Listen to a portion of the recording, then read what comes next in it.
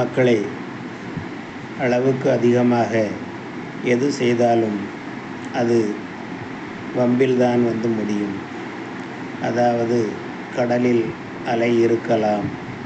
அந்த அலை அதிகமாக அடித்தால் அது புயலாகவோ சுனாமியாகவோ வந்து நமக்கு தீங்கு விளைவிக்கும். அதுபோலத்தான் அன்பும் அளவோடு தான் இருக்க வேண்டும்.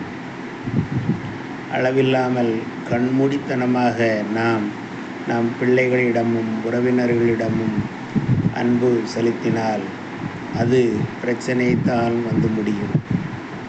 ஆக பாருங்கள், சூரியனை அதனுடைய கதிர்களும் அதிகமாக வீசினால் நாம் மடிந்து போவோம். நிலாவும் குளிரை அதிகமாக காட்டினால் நாமும் இறந்து போவோம். ஆகவே எல்லாவற்றிற்கும் அளவு வேண்டும்.